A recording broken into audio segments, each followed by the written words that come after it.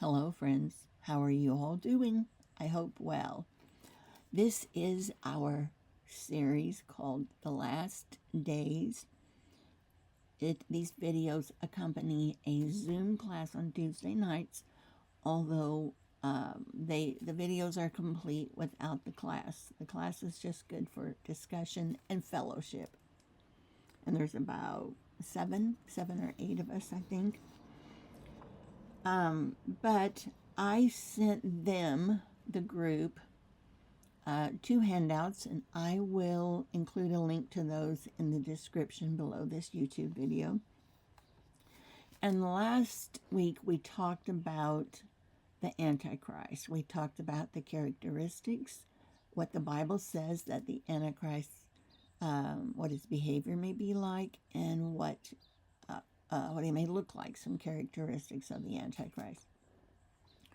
We also talked about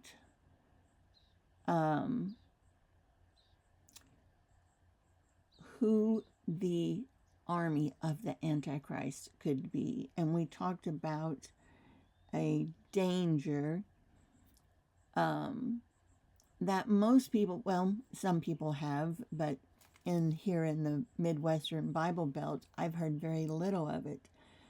For some reason, we have not calculated Islam into the last days events, which is entirely insane, because we know that there is a several thousand-year-old hatred between Islam and the Jewish people, and it began with Ishmael and Isaac, the two sons. I hope I got those names right. I'm a little tired right now. The two sons of Abraham. And so I just wanted us to look at some things about Islam, and we talked about it just a little bit at the end of the last week's video, but I want to look at it just a little bit more. And I'm just going to jog your memory again. What we talked about last week was that Islam, their religion, their last days theory, their last days prophecies, is an exact mirror image of ours, but with some very strange distortions. And we talked about the fact that they are looking for a Messiah, they're looking for a false prophet, and they're looking for an Antichrist. And we're going to go over some other very strange things that they have in common that I do not believe are accidental or coincidental. And let me pull my little light over here. I can't see real well. Okay. Now, I'm going to give you a list of things about the Islamic Messiah. And these things come out of the Quran, their holy book, and they also have a second holy book. And I just have a list of 15, 17 points. Okay, the name of their Messiah is the Mahdi, M-A-H-D-I. He is their primary messianic figure. Only their Messiah doesn't quite mean the same thing as ours does. They believe he will be a descendant of Muhammad the Prophet, although they say it is extremely difficult nowadays to know who is and who is not a descendant of Muhammad. I did do some research, and apparently the king of Jordan believes he is a descendant of Muhammad, but there is not. It's really hard to tell who is and who isn't. He will be a Muslim, of course. He will have unparalleled spiritual, political, and military power as a world leader. And these are straight from the Quran. He will emerge after a period of great turmoil and suffering upon the earth. He will establish justice and righteousness throughout the world and eradicate tyranny and oppression. It kind of sounds like he's going to do what Jesus is going to do for us, doesn't it?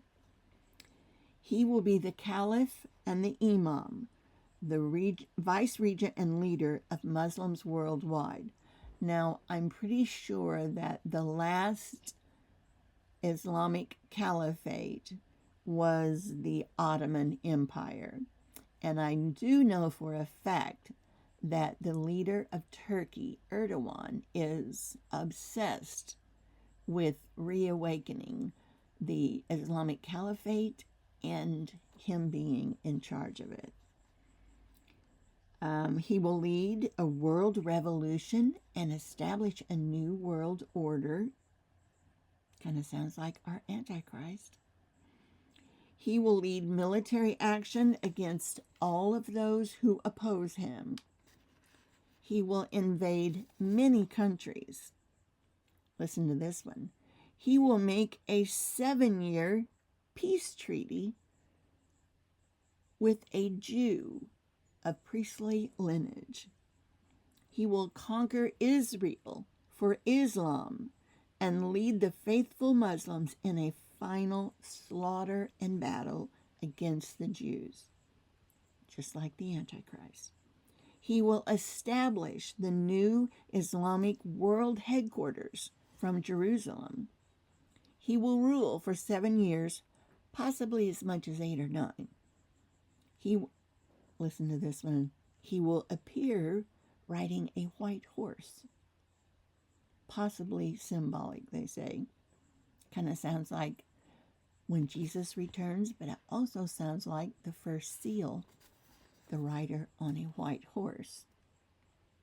He will discover some previously undiscovered biblical manuscripts that he will use to argue with the Jews and cause some Jews to convert to Islam. So that's pretty interesting. That is what the Quran says their Messiah will be like. And they call him the Mahdi. Now, another very interesting thing about the Islamic last days is that they believe Jesus will come, and it is our Jesus. They believe that our Jesus will return and he will land, that he is still alive somewhere. They believe he was not crucified and he was not the Son of God. He was just a good man and a good prophet, and that he has just been somewhere in heaven with Allah, and that after the Mahdi comes, who looks like our Antichrist, Jesus will come. He will land near a mosque in Damascus, they say. He will arrive at a time when the Mahdi and his army will be preparing to pray. And the Mahdi will ask Jesus to lead in prayer, but Jesus said, no, he defers to Mahdi, who has the final authority. And Jesus will be a very faithful Muslim. They said he will make a pilgrimage to Mecca. You guys, this sounds like our false prophet. The false prophet will probably most likely make a pilgrimage to Mecca. It would not surprise me one bit. He will visit Muhammad's grave and salute Muhammad, and Muhammad will return the salute from the grave. Now remember, this is all in the Quran. They believe this is what Jesus is going to do when he returns. He will destroy Christianity. He will repeal a tax that Islam has for Jews and Christians, thus leaving Jews and Christians with the only options of conversion. Okay, so what Jews and Christians now evidently can do if they live in an Islamic country is they can pay a tax and they don't have to convert. But they're going to get rid of the tax once Jesus comes back, and the only option will be for people who are not Islamic for Jews and Christians, they will have to convert or die. And all through the Quran, it speaks of beheading. We also, in the Bible, it speaks of people who do not take the mark of the beast being beheaded. Jesus will establish Islamic Sharia law. He will kill the Antichrist, because they're going to have an Antichrist also, and his followers, made up largely of Jews and women, because they believe Jews and women are the weakest people on earth. Jesus will remain on the earth for roughly 40 years, during which time he will marry, have children, and then die. So that is what Islam believes about their Messiah and our Jesus. Now, let's talk about the choices on who the Antichrist might be. And I do want to say one thing here that I forgot to say in class, but I will make sure and get them the message. Some people do not believe that the Antichrist is a man, and we did talk about that in class. They believe it will be the global one world order. But I do believe that it will be a combination of both. Because in Daniel it tells us that the last kingdom will be different than any other kingdoms, and that it will be combined of iron and clay. So I believe that it will be an Antichrist, but I also believe that a global conglomerate will also be will be part of the Antichrist one world government. And we're seeing it now, and we may do a separate video on that, on what is going on right now that is extremely one world government, and we are slowly losing our ability to withstand that. And I believe it will depend on this next election. So I do believe, and I also believe that, and Daniel talks about the kingdoms, the 10 kings, and I don't know if it will literally be 10 kings, but I do believe that the one world conglomerates that we see now, very powerful organizations and men, I believe that is the kingdom that is being set up, and that the Antichrist will be separate from that, but that they will work together somehow. So what we're going to talk about is the three top opinions on what ethnicity or where the Antichrist may come out of. And those three popular opinions are that the Antichrist is Jewish, or he is European, or he is Islamic. So we're going to discuss all three of those. And we're going to do the Jewish one first. Now, this is what I used to believe, and I believed it for one reason only.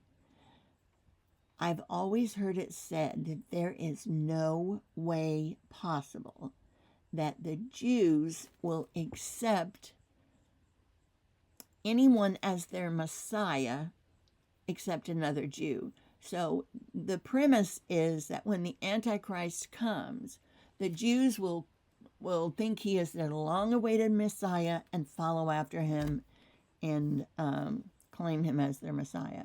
Now, and if that was the case, then there's no way that they would follow anybody but a Jew, except the Bible does not say that they will look at him as a Messiah.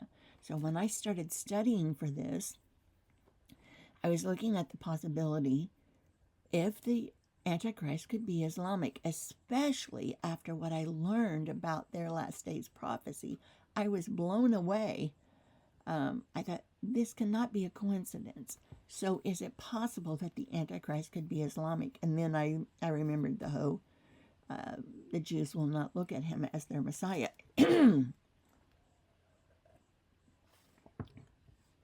So I had this epiphany all of a sudden. Have you ever read in the Bible where it says the Jews will accept him as their Messiah? And I thought, no, I don't believe I have seen that. So I looked and looked, I Googled and I searched and I asked on Facebook, does anybody know where this is in the Bible? You guys, it's not there. The Bible does not tell us the Jews are going to accept him as a Messiah. So there's really only a couple of things in the scriptures that talk about the Antichrist in relation to the Jews. And it is hinted in Daniel 9 that Israel will be part of who the Antichrist makes a 7-year treaty with. It doesn't even specifically say Israel. It says that he, the prince that is to come, he will confirm a covenant with many. But so since the topic is Israel, we just kind of assume that Israel will be part of that many. So, and then it's said that the Antichrist will try to go after the Jews, and that he will slay many Jews. So that's about all it says. It never says anything about a Messiah. And if you think about it, it does not make sense. So I want you to just think for a minute about something. If the Antichrist is Jewish, then the Jewish people will follow him and fight as his army. He will have the IDF right behind him. That means we have Jews slaughtering people all over the world. And this sounds exactly what anti-Semitic people have been accusing the Jews of for centuries and centuries. So I believe the whole Antichrist is a Jew thing is just another sign of centuries-old anti-Semitism coming back. For centuries, there have been terrible rumors about the Jews, and I'm just going to give you one example. There are many things. Martin Luther has said terrible things about the Jews. But here is one example, and it's the famous blood libel myth. And here was the belief, what they accused Jews of doing, that they would kidnap Christian children and murder them to use their blood for Passover rituals. It's repulsive. And so I believe that's where the whole, the Antichrist has to be a Jew thing. And because over the years, everybody has said all the problems come from the Jewish people anyway, so the Antichrist is probably a Jew. But I don't believe, and I could be wrong, but I don't believe he'll be a Jew, because the Bible doesn't say he will be a Jew. And I believe it's just leftover anti-Semitism. So anyway, is there any scriptural evidence that he will be a Jew? And no, there is not. So that is someone's opinion. And some people believe that the Bible says that he comes from the tribe of Dan. So there is a Hebrew Christian scholar. He's really good, and I believe he is passed on. His name is Dr. Arnold Fruchtenbaum. And he says that the major premise is that the tribe from whom the Antichrist would come is not listed among the 144,000. So in Revelation, when it talks about the 144,000, or I'm trying to remember if it's in the Old Testament as well, Dan is not listed, the tribe of Dan is not listed among the 144,000. So the conclusion is the Antichrist must be from the tribe of Dan, and there is no legitimacy to that at all.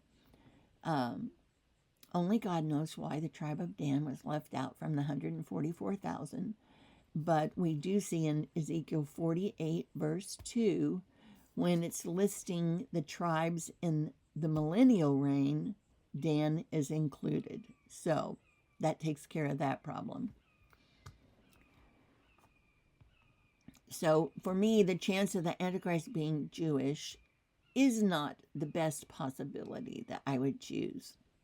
So the other one is European. Is the Antichrist European? Is he from a revived Roman Empire? So in Daniel 9:27, and this is where that comes from, the verse says, it's talking about the last days and the 7-year peace agreement, things like that, the 7-year treaty. And the verse says, the people of a prince who is yet to come will destroy the city and the sanctuary. So the people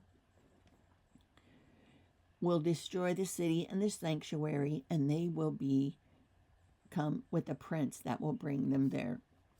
Now, if you'll remember, last week we talked about dual prophecy fulfillment. That means that a prophecy can be fulfilled more than one time. And that prophecy of a prince bringing an army and destroying the city and the sanctuary has already happened. But we are being told that it's going to happen again. So what they do is they say, okay, the prince that came was Roman. It was the Romans who destroyed the city and the sanctuary. And the people who came with him are actually the ones who did the destruction. And I have actually heard that it was not the Roman general, it was not his intent to destroy the temple, but the people, the soldiers, were filled with hate, and they're the ones who threw in the torch and caught the temple on fire. So they say those soldiers were Roman, so that means the Antichrist has to be from Rome or from Europe. And since that happened the first time, that has to be what happens the second time. The problem is historical documents show us that the soldiers who rode on that crusade against Jerusalem were not Roman soldiers. They were of Arab descent. And I will write up those details and add them to the description in a day or two. But historical documents show us the route that the army took and where they went and picked up soldiers. And I believe they were from Assyria. They were Syrian. They were Arab soldiers. So that would go along with the Muslim Antichrist army. So considering what we've learned about the Islamic religion and their last days prophecies, I think we have to at least consider an Islamic Antichrist. And I have also discovered that this is not a new opinion, but one that has been held by biblical scholars and teachers for a long time. It's just not one that I've heard before. I do know that Martin Luther and others believe that Islam, only Martin Luther called them the Turks back then, was an important part of a last days drama that ended only at the final judgment. So Martin Luther believed that Islam would play a part all the way up until the final judgment. As early as the 8th century, there were traditions linking Islam with the Antichrist.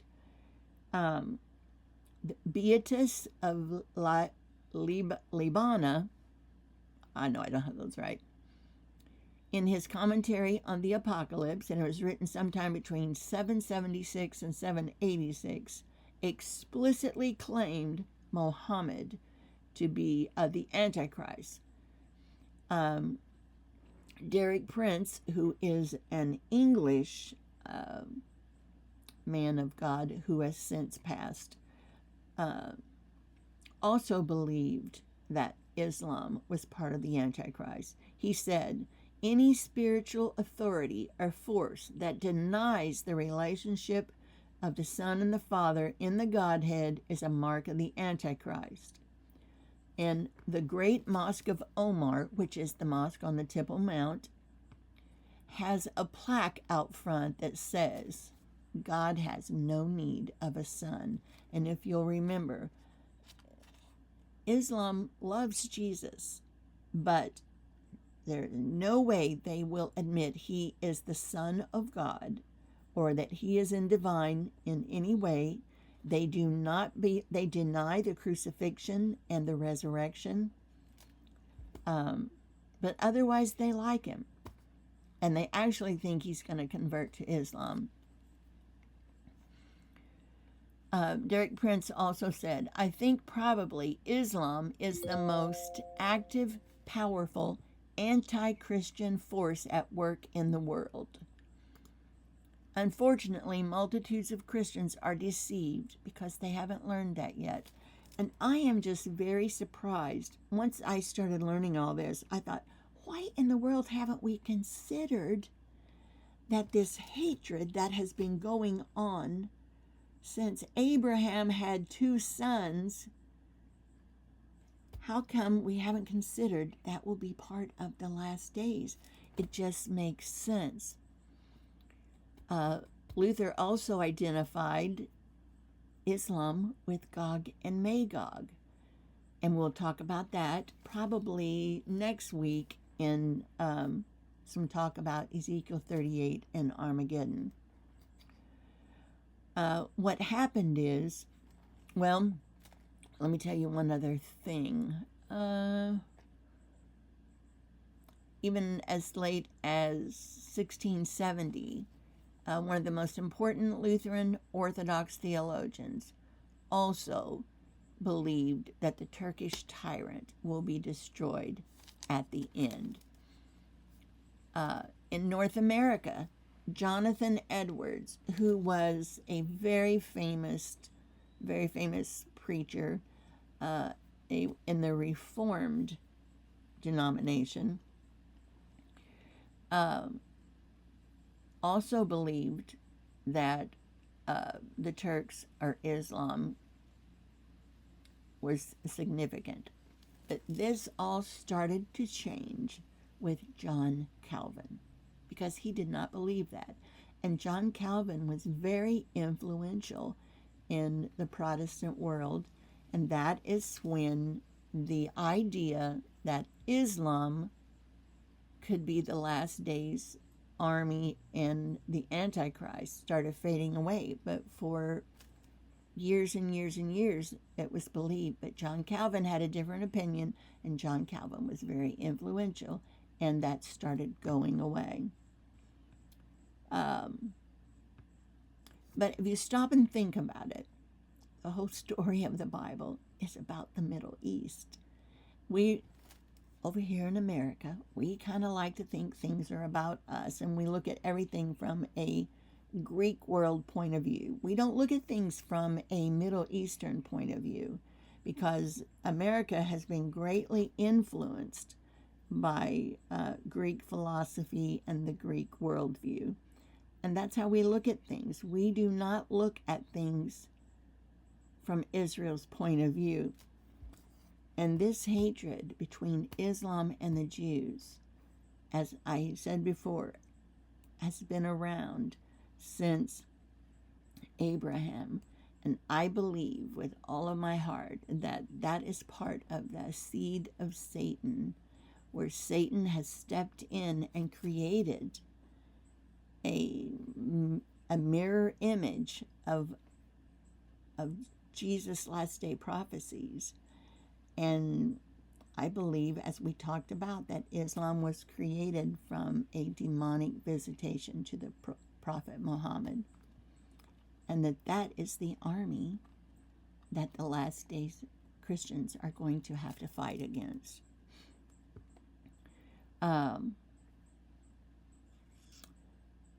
And then in Revelations 2, when we studied Revelations, if you'll remember, it was talking about the letters to those churches.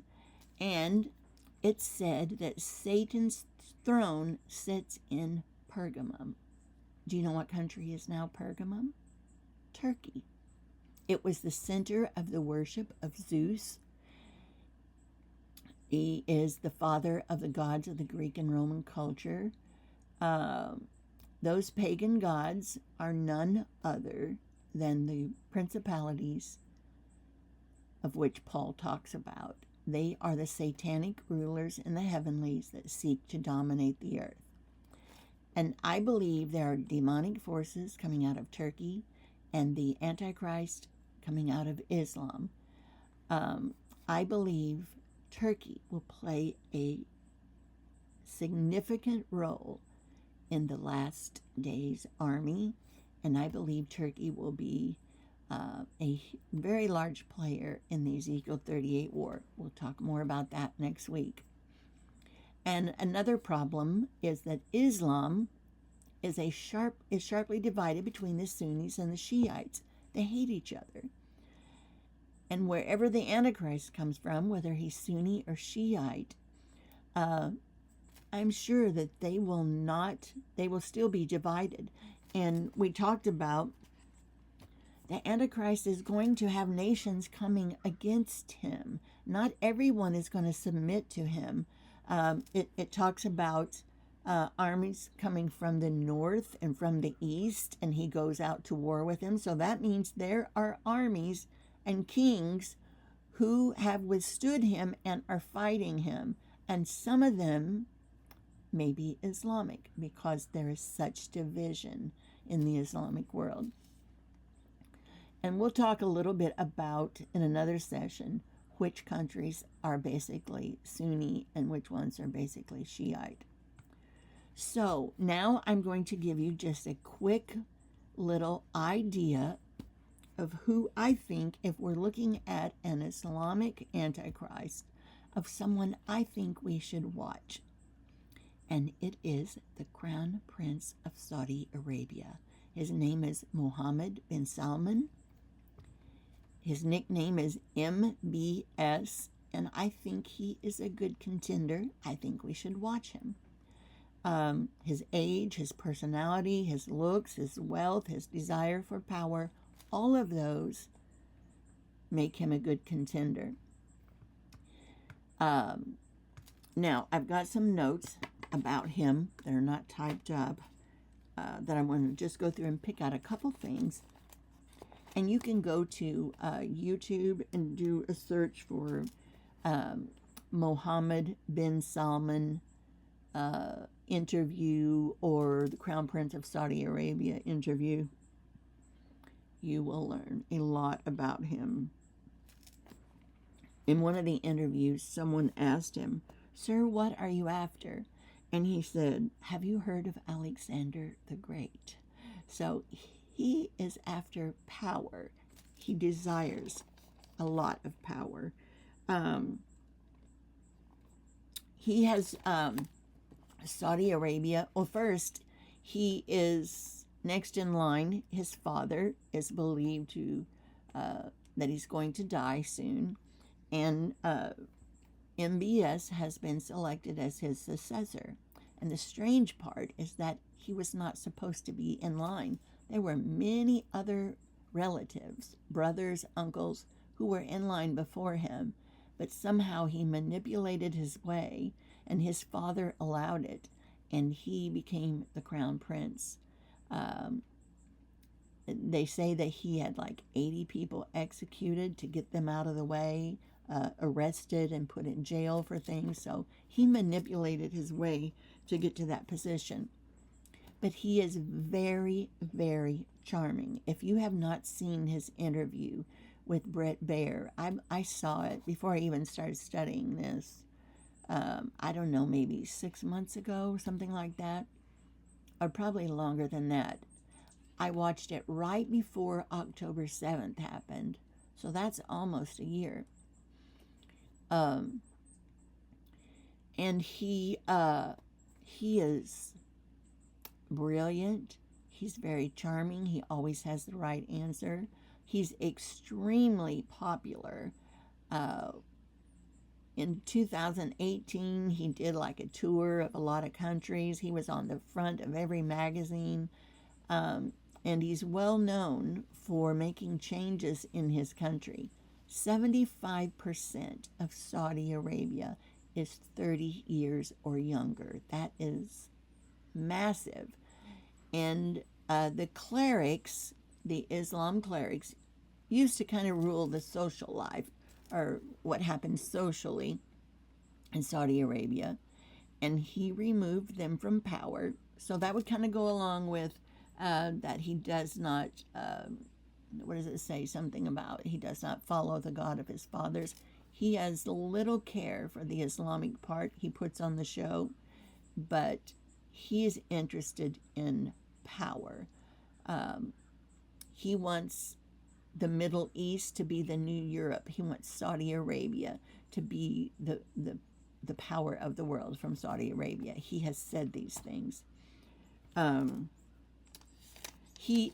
changes he made, he said the women didn't have to wear the veils anymore. He's allowed women to drive. So he's made some significant changes that made him a lot of enemies in the Islamic religion. He's very charming, but he's very evil secretly. They're pretty sure that he's the one who had that Saudi journalist, was his name Khashoggi, killed, chopped up in pieces. And he just like schmoozed his way right through that one. His Islamic ideology is not important. Policies and power are what's important to him. There's a few more things. One of the most important things is that the Quran says that he will be 40 when he starts coming into power.